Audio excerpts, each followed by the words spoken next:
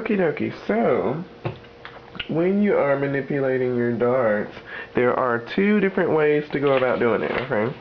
So, the first way is called slash and spread. And we really call these like techniques. So, we can say the slash and spread technique. And then the next one is called, what do you call it? Pivot. Or pivoting, or whatever. And so, basically, I'm going to show you an example of both of them. So, I'm going to start with this basic bodice. And this is a mini one. I'm not going to completely cut it out. Well, am I?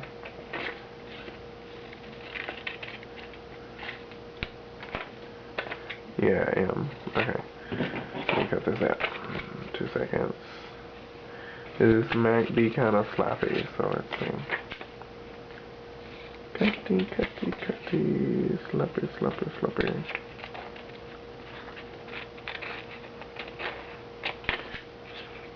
Okay, should have done that before I started recording. Anyway, so we have our basic bodice. Now, if we were doing the slash and spread, which is actually the easier of the two techniques, when you're first starting, you want to do this one. That way you can kind of keep track of what you're doing. Because with the pivot one, you really can't keep track of it all that easy. You have to really, well, I mean, there's ways to do it, but anyway, let me just go ahead and tell you. With the slash and spread, basically what you do, let's say I want to move this dart to my armhole, okay? We'll go here, and we'll connect this to our apex point, and we'll move it into the armhole. So now that I know where I want to move it, I'm going to take my scissors, and this is the slashing part. I'm going to cut to, but not through. So if you want to kind of mark it to help you remember, you can kind of mark it like this and tell yourself, okay, I'm going to cut until that little mark. Can you see that? I'm going to cut until right there. I'm not going to cut further than that, because if you do, you'll be very upset with yourself, because both pieces are going to come loose. So, anywho, so I cut till right there. And then this is the spreading part. I spread this open and close the other dart. And now the dart is here.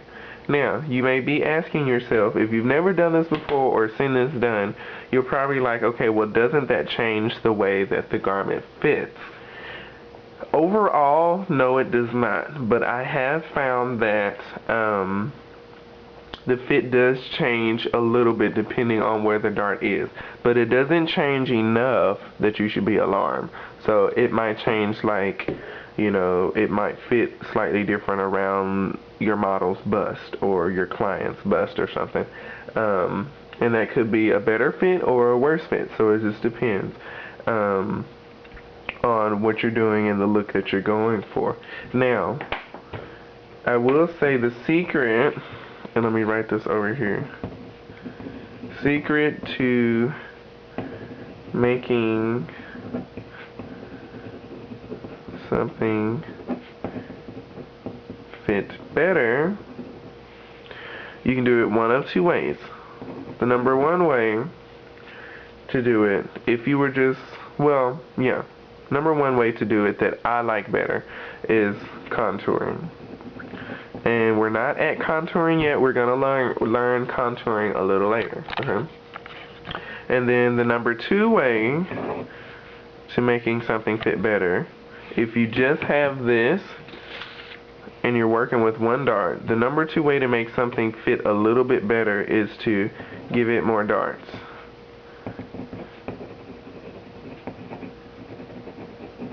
Okay, so either you can contour it, which is basically meaning that, okay, we're back here, right? And you're back at this one. This is just gonna really bridge from here to here on the person. Okay, this is not gonna go up under her bust and, you know, curve around her bust and then fit really close to her body. Okay, so what you would need to do is create your darts. You would have them kind of go out a little bit at the top, and then they would go in a little bit at the bottom, because this absolutely sticks next to the waist. Okay, down here where the waistline is, I'm going to zoom in so you can see that a little better. Here on the waistline absolutely sits on your waist. The waistline does not float away from your waist. Okay, so that part does not need to change. But the part that does need to change is all of the extra room that comes in the bridge from the bust to here. Because remember, in the previous video I was telling you how you have this extra room, and that's basically what darts do. Your darts help the garment fit closer. But if you're just doing the plain darts, the darts themselves, when they're straight, they don't fit close to the body. You have to go into contouring, which is our other little concept over here, if you want the garments to fit a little closer. So that's what this would do, like I was saying. It would come out here, and then right where the end of the bust radius is, it would start to dip in. And then you would get this other curve. And you would do that on both sides of the dart, okay? So on this other side, it would be sort of like this. And then where the bust radius ends, it would come here. And then do this number. Now, depending on the bust of the girl that you're working with, you can always just go straight from here and down. You don't necessarily have to come out too. But a lot of times when you're getting closer to the body, the bust is still going to jut just a little bit, so you might still need some room here and then to go in there. And there's a specific way to do that. We'll get into that on the contouring video. We're not going to talk about it now. But anyway, that's the first way to make something fit better. Now the second way to give it more darts, I don't mean just start hacking room, out of this, or hacking your pattern up and let's say make a dart here and make a dart there and make a dart there, and just, making up darts out of nowhere. What I actually mean is you're just going to close, like you have one dart here, okay, you have that one. Then you're just going to close it just a little bit, and now you have two darts. You're taking out the same exact amount of room, but now you're doing it in two different locations. And if you want to add more, like I had a garment that I made and it fit really, really, really well. And what I did, I had 3 darts in it. And let's say I want a dart here. And I'm not just going to go straight across because I don't like the straight across look. I'm going to go down at an angle and do what they call a French dart. And then I'm just going to cut it up until about here. So I had something similar to this. And all you have to do, once again, we just close this dart a little bit to get that dart. Now if we leave this piece where it is, and then close it a little more, now you have 3 darts. And you can kind of play with the room that's around. You can have one really, really skinny dart because you like really, really skinny darts, and then you can have a bigger one here and a really, really skinny one over there. I mean, you can change up the proportions of the darts however you want to, as long as you don't change anything on the outside, okay? So if I were to put that there, and let's say I traced around it, but just so you can have a visual. Okay, this is what the pattern is going to look like. Now you have 3 darts. They are all taking out the same amount of space. That's very important. You don't need to add space to it. So, for instance, you don't need to take this pattern and say, okay, well, he said give it more darts in the second one, right? So that means I can just give it a dart here. Boop. And there's a big dart. Now it should really fit because I'm taking all this room out. So then I go and cut all of this room. And now this room is gone. And so I close this, and that makes this dart bigger because now I've closed it. So then when you go to sew your garment up and you sew the dart up, it's not going to fit it's not going to fit at all. Now you've just messed up. So if that's what you were thinking that I meant by give it more darts, that is not what I meant. And you're in for some heartache and you're going to waste some fabric. Just saying, okay? This is how you give it more darts. And if you need to go back, just rewind that and watch it over again. That's how you give it more darts. You can put a dart anywhere. All you have to do is just draw the line. If I wanted to take this and put another dart somewhere, all I have to do is just draw the line. Boop, boop, boop, boop. And I have a line there. Now I just cut this. And maybe I want to move this dart over here. I don't like that dart anymore. So all I have to do is cut this open and then slide this piece over. So then this closes and now my dart is, boop, it's over there. Now I know it's a weird concept. This is something that you have to try or else you won't get it, okay? So that's how you do that. And you can do the same thing on the back, but the back is a little more complicated, so we'll talk about the back in a minute. But that's a little more complicated. We'll save that for later. Now, let's go over a pivoting example because that's the next thing. So, put that over there. The bad thing about doing this, as you can see, it tears up your pattern, whatever pattern you were working on. And so you need extra paper if you're going to be doing this way, because you don't want to cut up your basic one, your master copy that you're getting all of your measurements and everything from. You want to keep that, okay? And so you'll trace it off on another piece of paper so that you'll have a working pattern, so that you can take this one and cut it all up and put 3 darts in it and stuff.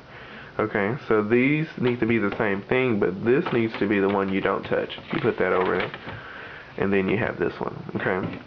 That's when you're doing slash and spread. That you have paper that you can use and all this other stuff, but it's a catch-22 because it's better for beginners, and sometimes beginners don't have a lot of paper that they can use.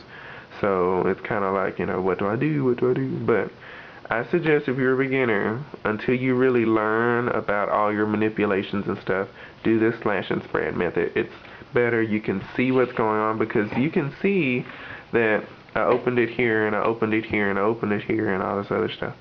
You can see what you're doing. And if you mess up, you can go back and look at it and say, oh, okay, that's what I was doing. Now,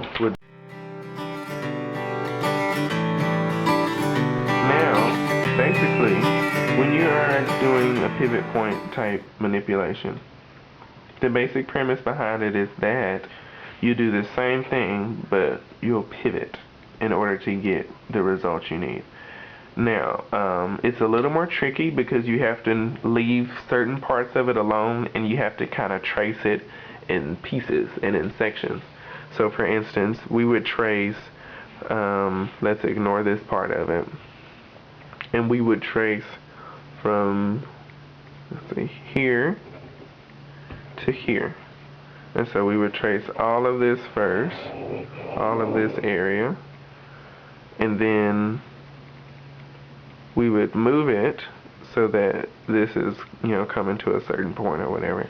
And we would say, okay, I want the dart closed till here. Well, now we're going to slide this over and move it to here. And then you'll say, okay, well, I'm going to trace from here to here because I want another dart right there. Okay? Then, after you do that, you'll say, okay, I only want this next dart to be that big. So you move it, you'll slide it around until it gets here, and I'm going to go back and re-explain this, so just watch me for a second. You're going to move it here, and then you'll trace from here to there, making the last dart. Okay?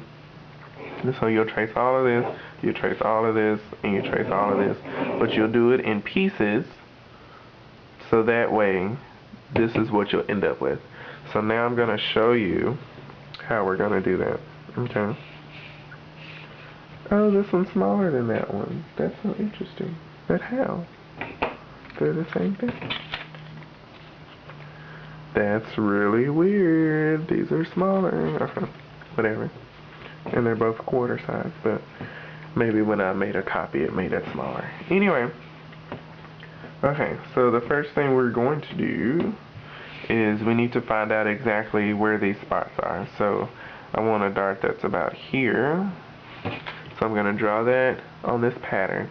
So if push comes to shove, you may still need to do this and make a new pattern. But if you're short on paper and you know how to do this technique, you can draw this in pencil and then just erase it off when it's time, when you're finished using it. So anyway, we want this dart here, we want a dart in the armhole, we're just going to put it there. Okay, and let's go ahead and make this dart up here too. Okay, so now all of that is going to tell us where the darts are going to be. Okay, so now when we put it down here, let's do another piece of paper.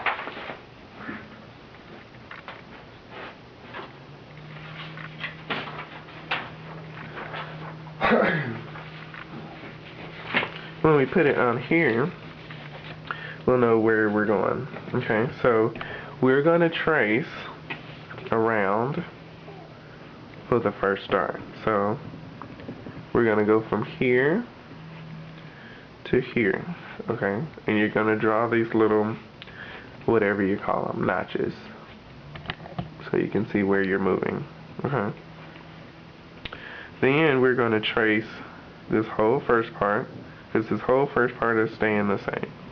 Nothing's changing here. Okay. Then I'm going to say, okay, I want this dart to be that big. Okay. So what I'm going to do is take this pen and I'm going to stick it here so that our pivot point doesn't move. And then I'm going to move this around. So you see how that works? I'll move that around. Okay. Now what we're going to do is, I forgot to trace my dart leg, so that's my bad. But that's okay.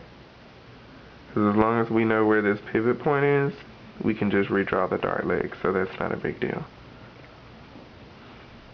So I have this point already, and now this is our next point over here. And I'm going to draw all of this in, so trace all of that. Okay. Then I'm going to say I want this next dart to be that big. Okay. So then we're going to poke this here and we're going to move it up. And now you notice we can't see it, so what we're going to do is make this bigger so we can see it. So we're going to move this line up here. Alrighty. Then we're going to come here and mark the armhole. This part is already marked. And we're going to trace the next section.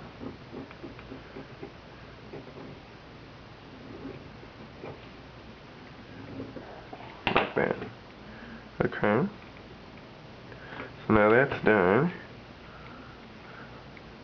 And we're going to make this dart small too, because you can almost see we're getting ready to use up our room here. Okay. So we're going to make this dart really, really little. I'm going to put this here, and I'm going to move that up.